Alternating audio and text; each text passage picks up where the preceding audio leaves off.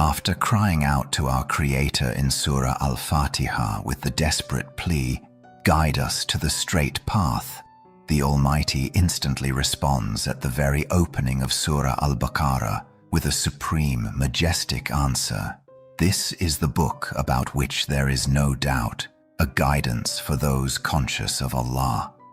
In the high realms of spiritual contemplation, this verse is not merely an introduction to a written text, but the direct, living response of the beloved to the longing cry of the seeking soul.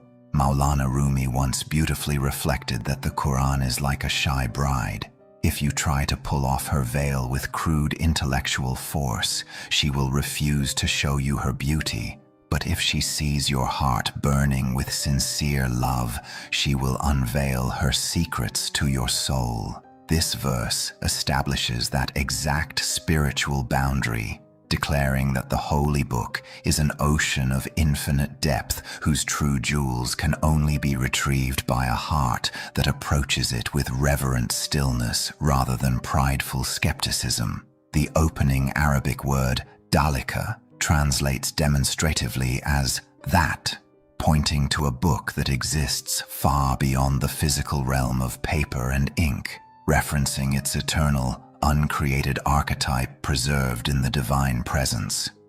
By using a word that implies distance and loftiness, the Quran elevates our perception, teaching the seeker that we are not merely opening a physical object, but stepping into the radiant presence of divine speech. The phrase, "La raiba fi," there is no doubt in it, carries a profound inner dimension that reaches into the very core of human psychology and spiritual awakening. While the skeptic looks for grammatical errors or historical debates, the true spiritual traveler realizes that the absence of doubt refers to the absolute certainty, yaqeen, that floods the purified heart when it hears the voice of its creator. In the science of Tasawwuf, doubt is not merely an intellectual question, it is a spiritual veil, a thick dust that settles upon the mirror of the heart when it becomes rusted by worldly attachments,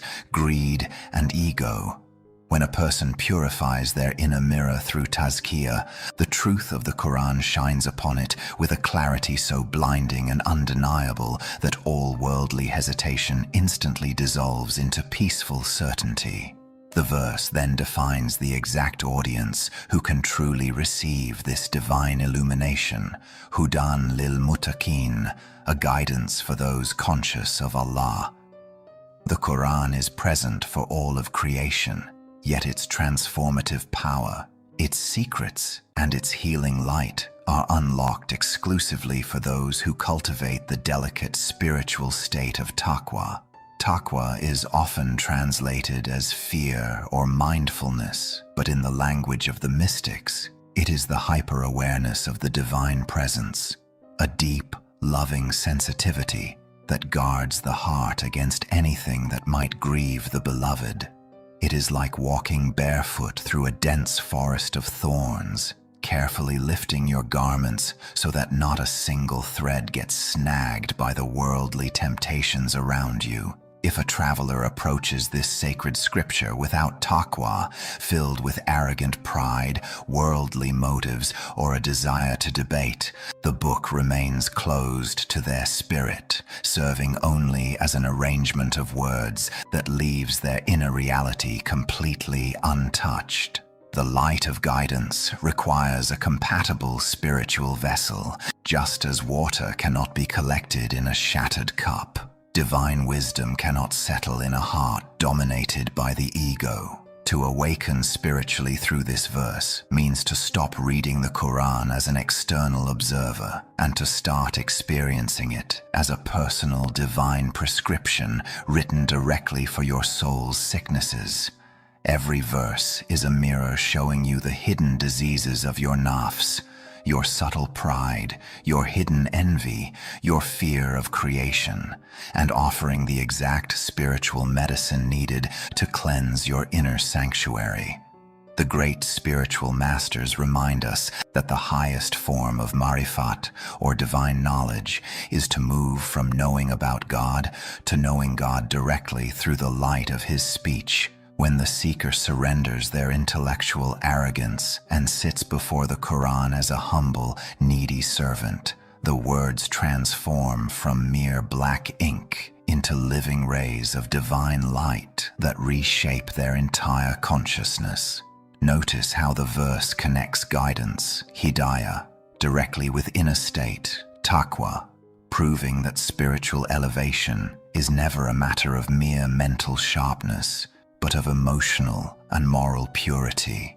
You can memorize every library on earth, yet remain entirely blind to the divine, while an unlettered soul with a pure, humble heart can read a single verse and be instantly elevated to the stations of sainthood.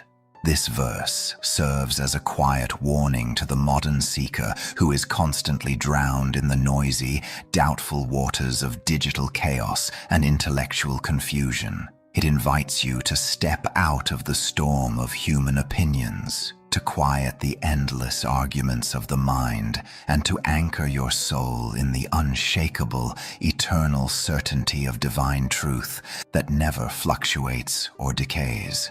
Every single time you approach the Holy Quran, allow this verse to reset your spiritual posture, reminding yourself that you are entering a sacred space where doubt has no power and where guidance is actively waiting to embrace your heart. Sit with it in stillness, open the chest of your soul, and let the unshakable light of the divine word wash away the heavy dust of the world, guiding your every breath back home to the beloved.